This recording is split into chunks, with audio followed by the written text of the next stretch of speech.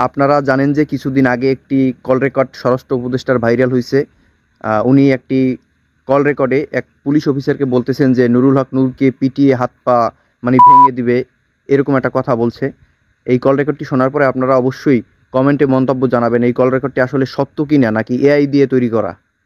Sir ওয়ালাইকুম সালাম। শুনেন, গণ অধিকারের নূর তার নেতা কর্মী নিয়ে জাতীয় পার্টির অফিসে হামলা করতে পারে স্যার। আপনারা সবাই ওইখানে যান। জি স্যার। টার্গেট রাখবেন নূরকে স্যার। গণহারে লাঠি চার্জ করবেন। জি জি স্যার। নূরকে সামনে পেলে আত্মবন্ধ দিবেন স্যার। এতে পরিস্থিতি ঘোলাটে হতে পারে আমার মনে হচ্ছে। শুনেন, এত বেশি বুঝেন কেন? প্রধান উপদেষ্টা মহোদয়ের নির্দেশ আছে, আপনাকে যা বলছি তাই করেন। জি স্যার। নাইলে কিন্তু আপনারাই শোকজ করে দিব। জি স্যার।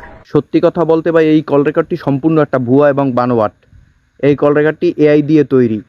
আর যারা যারা এইভাবে মানুষের মধ্যে একটা বিভ্রান্ত সৃষ্টি করতেছেন, দেশের ক্ষতি করতেছেন, এগুলো ভাই ভালো না। এমনিতেই দেশের অবস্থা খুবই খারাপ যাচ্ছে। আমরা এগুলো থেকে বিরত থাকি, ভালো মানুষ হওয়ার চেষ্টা করি। দেশকে কিভাবে এগিয়ে নেওয়া যায় সেই একটা চিন্তা ভাবনা মাথায় রাখি।